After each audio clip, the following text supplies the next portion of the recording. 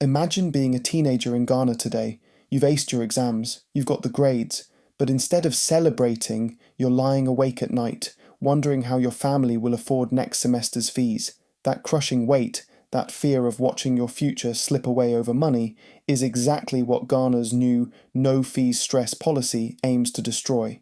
I'm talking about a seismic shift in education access, launched by President Mahama. By the time we're done, you'll understand why this isn't just policy, it's a lifeline for thousands. If you care about education, equality, or how nations lift themselves out of poverty, stick around. And hey, if this resonates, hit like, drop a comment, share this with someone who needs hope, and subscribe. Let's dive in.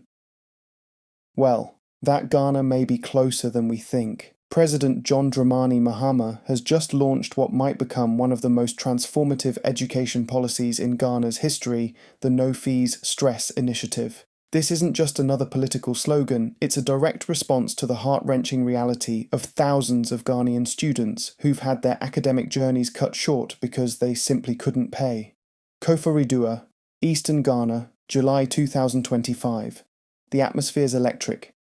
President Mahama takes the stage, not just as a leader, but as a man who remembers walking these same streets decades ago, hearing the same stories of potential crushed by poverty. This is where he launched No Fees Stress, waiving all academic user fees for every first-year student in public universities, polytechnics and colleges. No caps, no complex criteria.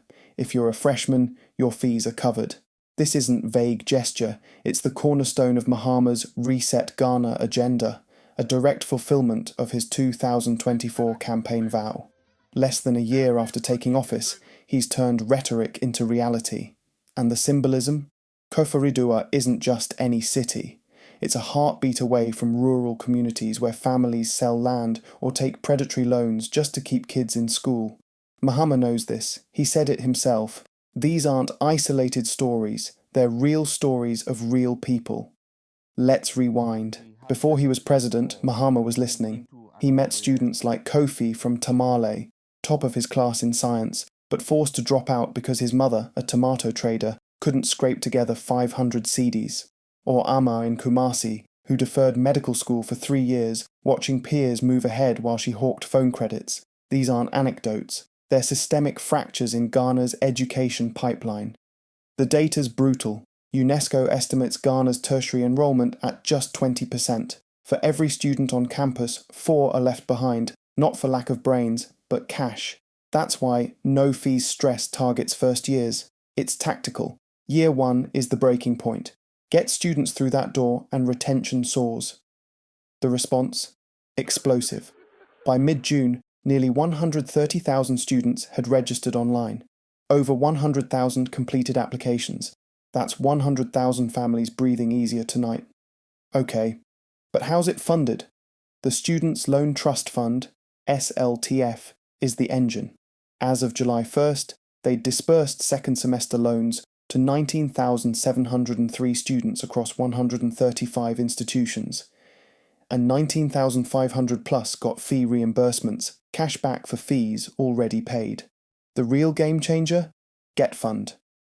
Education Minister Haruna Idrisu announced it's doubling SLTF's allocation, 70 million to 150 million cedis.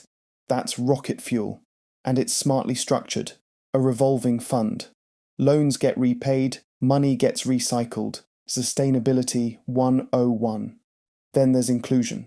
The policy now explicitly covers students with disabilities, a group often ignored. Teams are working swiftly, Idrisu's word, to fast-track disbursements. Small detail, massive impact. Let's talk impact. Short-term, economic triage. Families earning under 1,000 cedis per month spent up to 40% of income on fees. Now that money stays in pockets, buying food, paying rent, starting businesses. Psychologically, it's hope as currency. Students like Kofi and Amma aren't just statistics, they're future engineers, nurses, agronomists, long-term.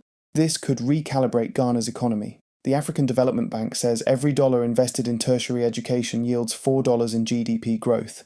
Skills gaps are choking tech, health and green energy sectors. No fees stress isn't charity, it's nation building. Train your talent, keep them home and watch productivity explode. But let's be real, no policy is perfect. 2 red flags. First, volume. 130,000 students is a tsunami for SLTF's infrastructure. Delays could erode trust fast. Second, funding. GETFund's boost helps, but oil revenues, a key source, are volatile. If prices dip, does this wobble? And politically, yes, this is a Mahama legacy play. Opponents whisper, populism before 2028. But here's my take. When a policy lifts 100,000 plus people, cynicism feels cheap. The test isn't intent, it's execution. If SLTF's CEO, Dr. Sajida Shiraz, keeps disbursements transparent, this survives beyond any one leader. This isn't just Ghana's win.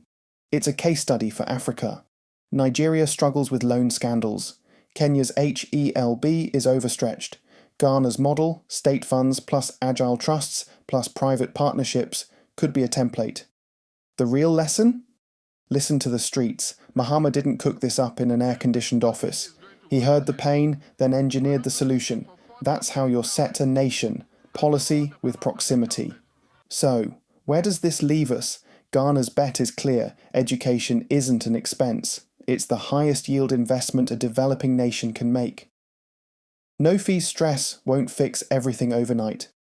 But for the first-year student in Koforidua packing her bag tonight, not with anxiety, but ambition, it's everything. What do you think? Can this transform Ghana's future?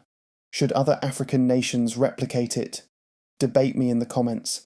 If this sparked hope, curiosity, or even skepticism, like, share, subscribe. We're not just observers, we're witnesses to change. Until next time.